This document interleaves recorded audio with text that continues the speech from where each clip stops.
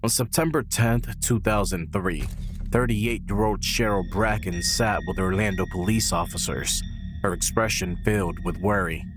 She was on the verge of filing a complaint that would trigger an inquiry into a case hidden in mystery, changing it into an interesting confusion. The day before, Cheryl discovered that her 65-year-old mother, Marilyn Cananan, was absent from work. Cheryl couldn't shake the feeling of dread as she realized her mother, Marilyn, had never missed work. She worked for a training academy for Delta employees, and she had been there 20 plus years. According to everyone who knew her, she was there early every morning. She was a very loyal and dependable employee. She had never done anything like this before. With a growing sense of urgency, she was determined to file a missing person report.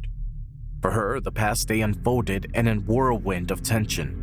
She sat in the cozy confines of her mother's drawing room with her siblings, 47-year-old Rick Cananan and 37-year-old Stacy Cananan, as they registered the report.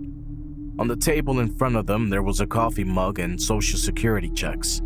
The house was a chaotic reflection of the family's struggles, far from the pristine order their mother always insisted upon. I stood in the kitchen by the refrigerator and I got goosebumps, and I said, something's wrong. Something's terribly wrong. The authorities discovered that the growing stress stemmed from a long-standing and profound fear that existed among the Cananan family and their siblings. Their suspicions suggested that their father, who was now missing, might have abducted their mother, Marilyn. Nevertheless, the detectives uncovered no evidence of any forced entry or suspicious activity. The last thing my dad ever said to me was, someday, somewhere, I'll get you. And I'm going to kill you, or I'm going to kill somebody that you care about. Marilyn's family consisted solely of her 3 children. The weight of the past events loomed heavily, suggesting a deep-seated history of shared trauma. The investigators were convinced that the initial clue lay buried in the shadows of what had come before. Warren Alfred Cananan was 21 years old and Marilyn Regan was 16 years old when they met in Quincy, Massachusetts and fell in love. Aside from their ages, they were not at all like each other. Marilyn was short and Richard was big. He had tattoos of skulls, crossbones, snakes, and swords on his body. He was rough around the edges and worked in a shipyard. Still, they got married and started their life together. Richard, a former criminal, earned money by scamming and shifting locations to evade detection. After getting married, they continued this practice and had 3 children while on the move. Their first child, a boy named Rick, was named after Richard. Following 8 years, they had a girl named Cheryl. Then, after 2 years, their youngest child, Stacy, was born. The Cananans bought a house in Orlando, Florida, in 1979 because they wanted to settle down. The constant moving prevented the kids from having a great childhood, but the issue extended beyond mere relocation. Orlando's neighborhood was safe and quiet, but Marilyn, Rick, Cheryl, and Stacy would never have been secure in the house because of what was inside. From the start, Richard was an alcoholic and wicked person. He wasn't the kind of man who would hit his wife and kids. He was a person who left his mark every day. Richard broke Marilyn's arm while she was pregnant with their first child. Richard beat Marilyn from the beginning, is my understanding. He would kick her in the head, kick her in the stomach. She was bloody regularly. At one point, he tried to drown her in the pool in their backyard. He held her underwater with his foot on her head.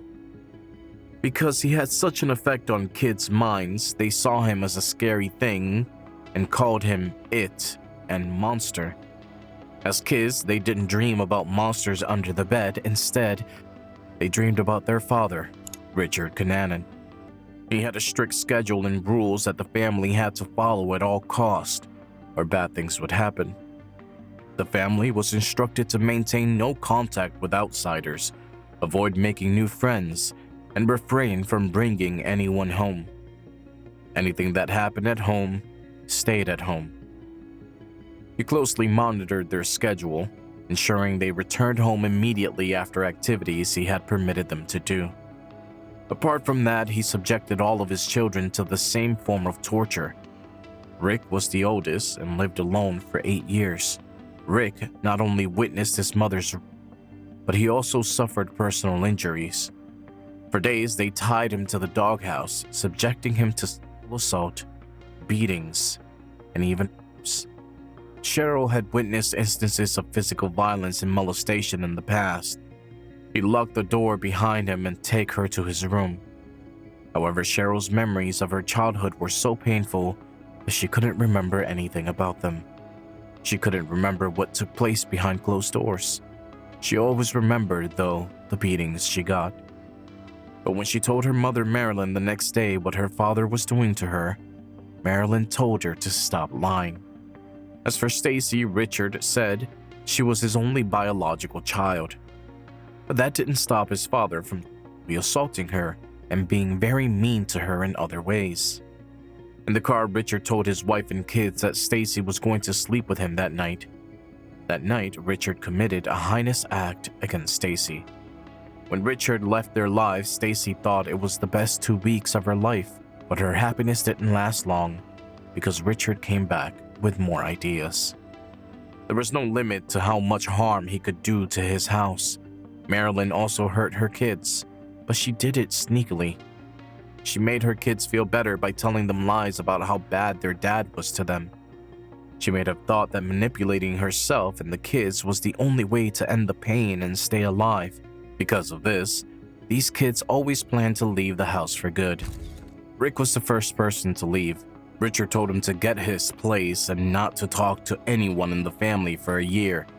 If he didn't comply, they would report him for molesting his sisters and send him to jail. Richard made it clear that he would not accept a family member who had left the family before, even for a party. After that, Rick only occasionally returned home, usually due to invitations or the need to perform chores or run errands. After many years, Richard told Cheryl, "Oh, and happy 18th birthday," on a specific day after beating her. Cheryl left her house the same day. Things between her and Richard never got better again.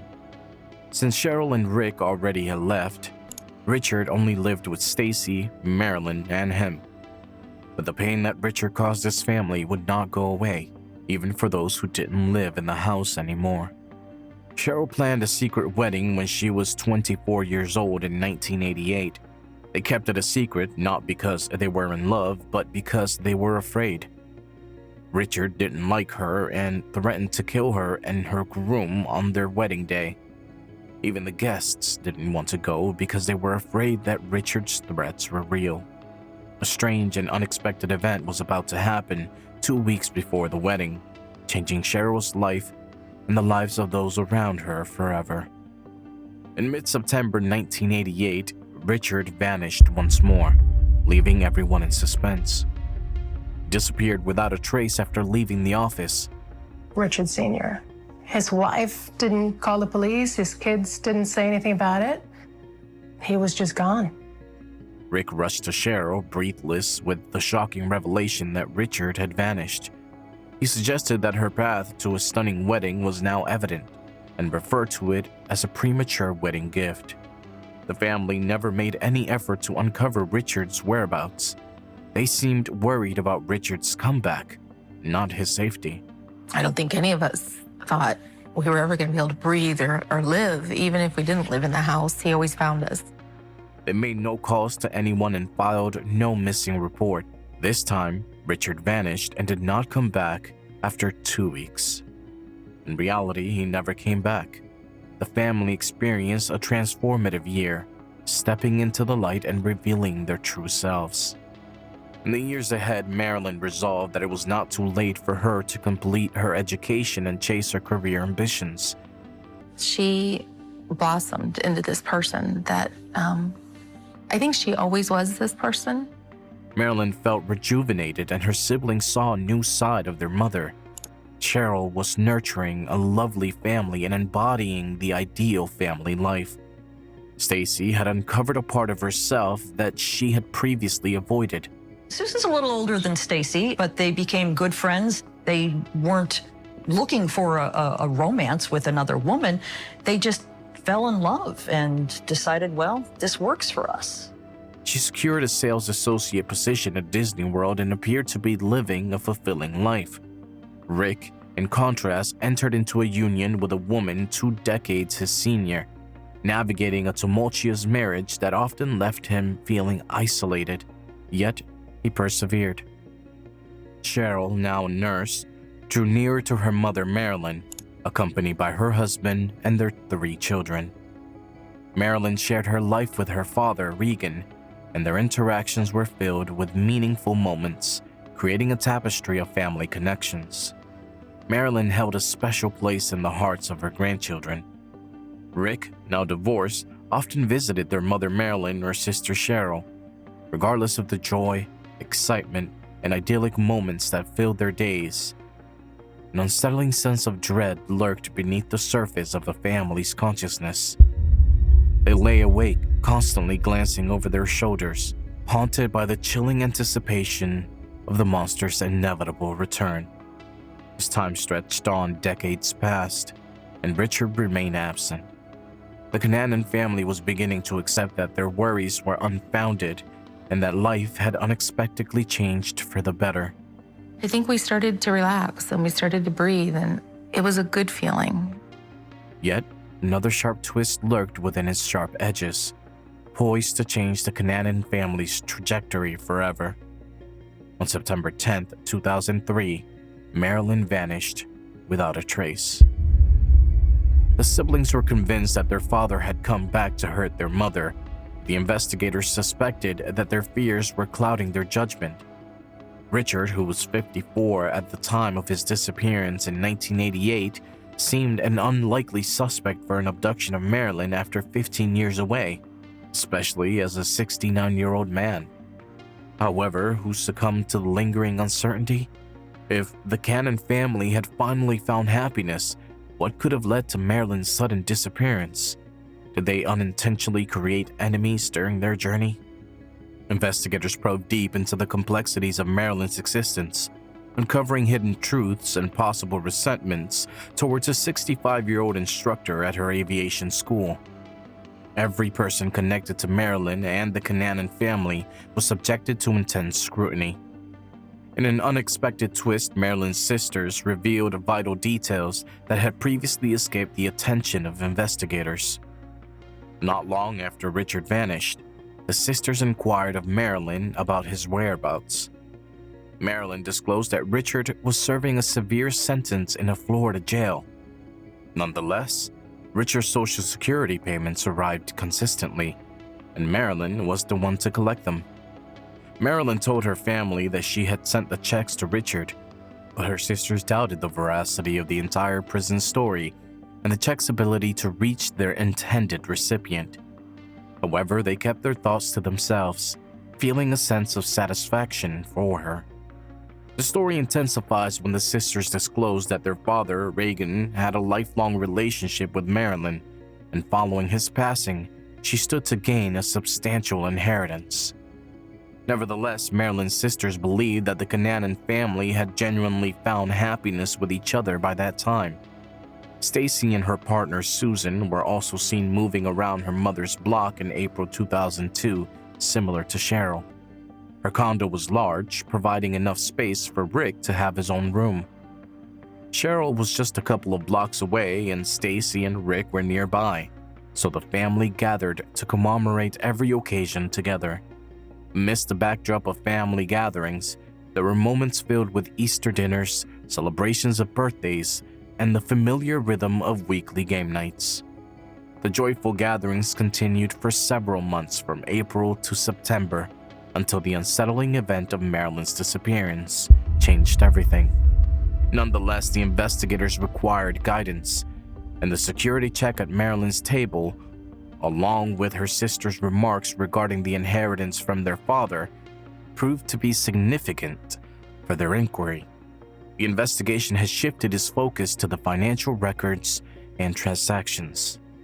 Cheryl knew something about the bank records, and so she provided us with some of the accounts and the names, and so we started to look into those.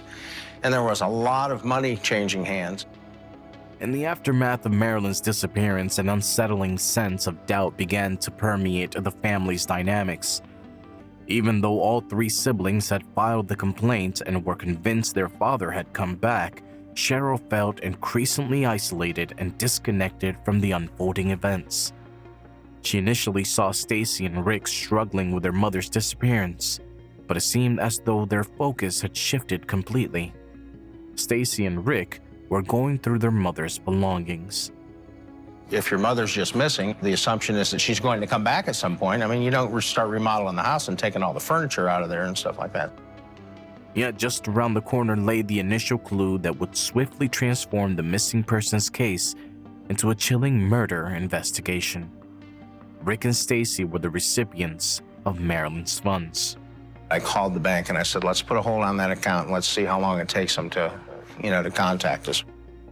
I believe it was that same day that someone had called and asked why their account had been frozen. They left a phone number here in Orlando, called them back, and of course, Richard Gannon answered the telephone. Cheryl remained oblivious to this. Then, a garage sale unfolded. Stacy and Susan decided to part with Marilyn's extensive assortment of Disney memorabilia.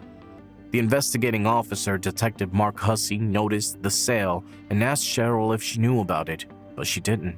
Mark had called me and he said, "Did you get money from your mom?" No.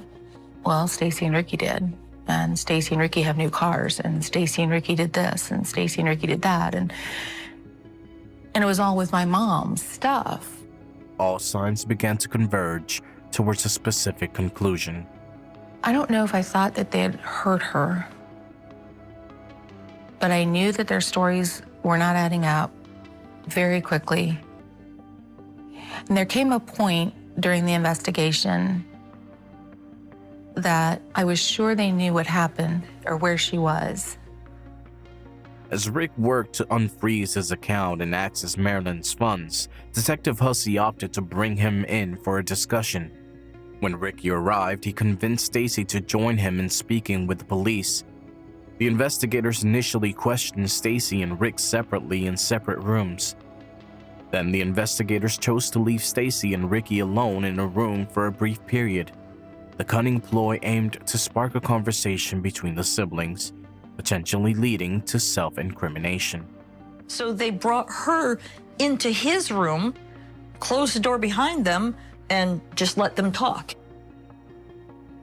It's a technique that we frequently use. We'll put suspects together in a room, and sometimes they talk to each other. They sit there, and a lot of times they will make incriminating statements.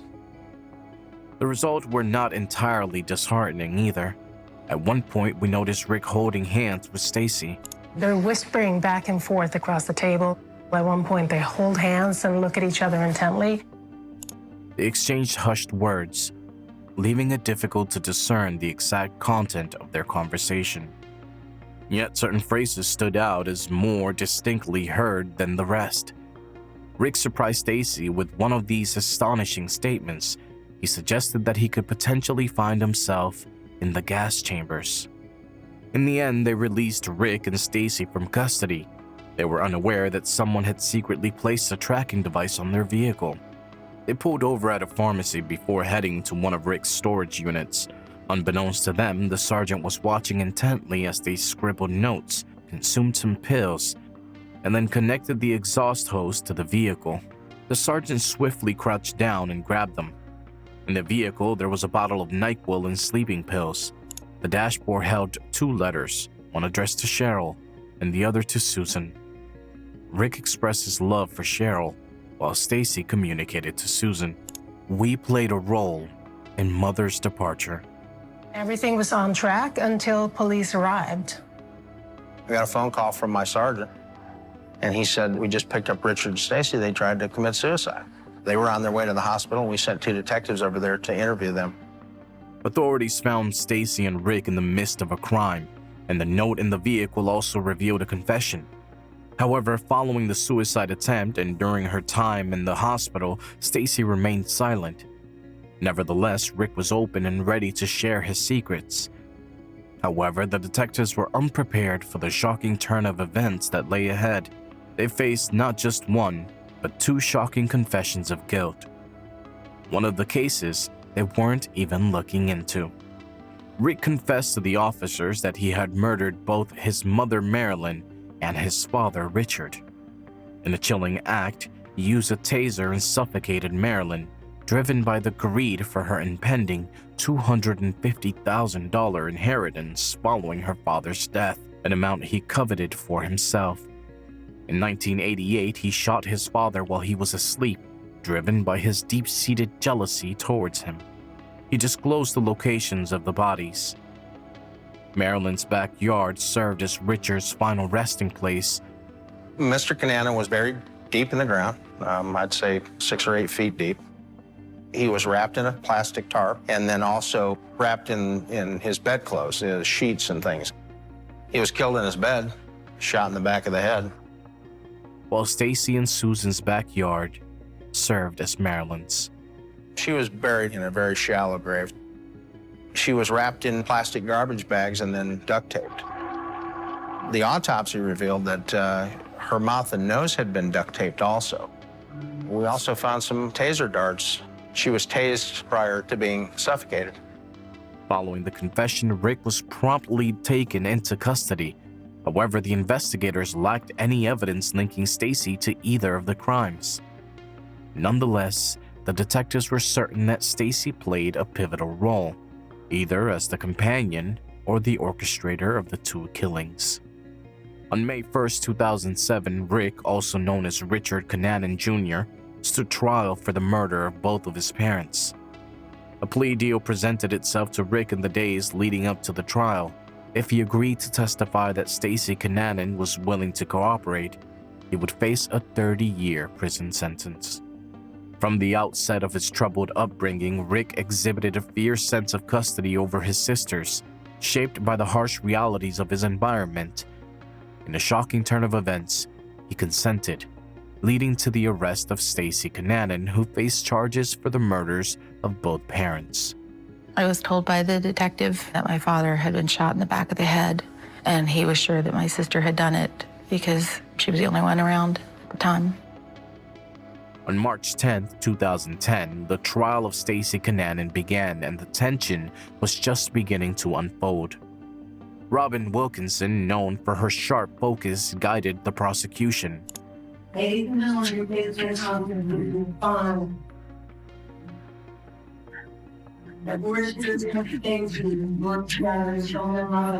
While Diana Tennis, the defense attorney, showed confidence, arguing that the elevated police efforts had wrongly charged Stacy without any substantial evidence. I want you to pay attention to what evidence existed and when. Because the only thing that changed between them only having a case against Richard in December of 2003 and Stacy being arrested for murder in May of 2007 is that her brother decided to weave his fifth version of what had happened. Rick delivered the pivotal testimony. Mr. Cunanan, did you kill your mother? Excuse me? Did you kill your mother? Yes, I did. And was someone there to assist you in killing your mother? Yes, there was. And who was that? Stacy, my sister. And when you were planning to kill your mother, what did Stacy say and how she wanted to do this? She just wanted her dead. He claimed that he and Stacy orchestrated the murder of Marilyn, taking her out for a movie before having dinner. Do you remember what movie you saw? Yeah, Charlie Angels too. Then they all returned to the house and engaged in their usual conversations. While Rick was conversing with Marilyn, Stacy, the mother, unexpectedly struck her with a taser. As Marilyn collapsed to the ground, Rick revealed a bandana. Can you explain to the ladies and gentlemen of the jury, how did you suffocate your mother? Took a bandana, put it over her mouth and her nose. When do you pull the bandana up? After a while, Why'd you pull it up? there wasn't no breathing. What was your sister doing as you're suffocating your mother? She was standing over there, over me. Then they moved their mother's remains. Did you carry your mother by yourself? No, Stacy, I'm a carrier. Once you put her in the trunk, what did y'all do? Drove to the storage area where we had freezer, or put her in the freezer, parked the car in the storage area and went back to the house. Cheryl recounted in her testimony that she observed chilling indifference from both her siblings regarding their mother's mysterious disappearance in the days that ensued. She described her sister's actions as unusual during that time. The case hinged on a single daunting piece of evidence against Stacy, her suicide letter, notably a specific line that read, "We participated in my mother's leaving." When you wrote his part of the note, was the rest of the page blank? Yes. This portion here, whose handwriting is that? Stacy's. Later, Stacy took her place in the witness box, recounting her story from the very start, including the abuse. These solemnly swear or affirm. How old would you have been? 6th grade, I'm not sure the age. Then he decided, well, we'll go back home. I don't know, it was after the bar closed, 2 in the morning, 1 in the morning. And when we came in the house, my sister went to where we had our bunk beds. He told my mother, "You're not sleeping in the room with me. Stacy's going in the room with me." My brother was sleeping in the living room on a pull-out sofa at that time. We went in the bedroom, he locked the door, he pulled out a handgun, and then he with the gun in my mouth. Tell the jury, what did you learn when you were a child about defending yourself? The more you fought back, the more you argued, the worse you got beaten or whatever the abuse was of the day. If she was innocent, what could have compelled her to write that? Stacy provided her account. When do you recall there being the first conversation about there being an actual suicide attempt? He told me that because Susan and I owned that house, and because that body was going to be found in my backyard, if I didn't kill myself or do something to myself, that they surely would come after Susan also. So do you recognize the documents laying on the dashboard of that vehicle? Yes, I do. And did you write that document? Yes, I did. When she wrote the suicide note, what she explained she meant by the line, "We had a part in Mother's leaving," is she felt genuinely responsible that if she hadn't invited Ricky to live with them, their mom would still be alive. Ultimately, the key to unraveling Stacy's connection lies in a single piece of evidence, the whereabouts of Marilyn on the day she lost her life. You talked yesterday about the e-pass transponder records, correct? Do you recall talking about that yesterday? Yes, I do.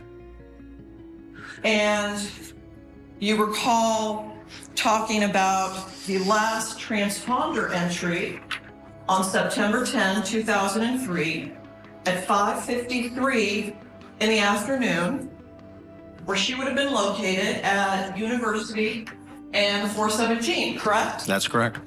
Well, you knew already that Marilyn Cananan was not at a 6 o'clock movie on December 10th, correct? I don't know that. What? According to Rick Conanon's statement, they gathered for dinner that evening. Nonetheless, the e-pass records indicated a different location for Marilyn at that time. And so she's not home until, call it 6:15. You knew that she was somebody who wore work clothes to work and not work clothes to not work, correct? I did find that out later, yes. So she would have had to, at the very least, change clothes, correct? Yes, ma'am. And then they would have had to have gotten to the theater, correct? Yes, So a 6 o'clock movie just flat out didn't happen, right? probably. Those who upheld Stacy's claims of innocence, there were those who were skeptical of her story. You know, my brother fit the package that they wanted to fit. He looked like the murderer and he looked like the horrible person. And let's just tie this all up and put it on a bow and send him away and we won't have to think about this anymore. However, the verdict caught everyone off guard. State of Florida versus Stacy Cananan. Verdict as to count 1. We, the jury, find the defendant not guilty. So say we all this 12th day of March 2010 at Orlando, Orange County, Florida, signed by the four person. Do you want to pull the jury? Yes, Your Honor. Pull the jury, please. I'm going to call you by your badge number. Stacy walked free. Rick's release is scheduled for 2029. Throughout his existence, he harbored a singular dread. He was determined not to become like his father. It's uncertain whether he followed in his father's footsteps, but he undeniably turned into a killer. Cheryl severed all ties with Stacy after the trial concluded. I know in my heart that justice wasn't done. No doubt in my mind. I don't feel justice was served. But she's my sister, just like Ricky's my brother. It's not gonna bring my mom back or my dad, but a part of me loves him. Stacy returned to Florida and remains with Susan. She authored the book Fear of My Father, drawing from the harrowing experiences of abuse and suffering endured by her and her family. The story commenced with a single immoral individual, and in an unexpected turn unfolded into the potential of many more. Marilyn's calm demeanor as she informed Stacy of her husband's disappearance, coupled with the unsettling fact that his body was buried in her backyard, raised significant suspicions. Given the available information, it's entirely impossible that Marilyn, Stacy, and Rick were involved in Richard's murder, just as it could have been Rick and Stacy, or Rick and Marilyn. Which scenario do you think it was? Or was Rick acting alone? Share your thoughts with us in the comment section below. If you found today's video captivating, we invite you to subscribe to our channel, give that like button a tap, and share our content with others.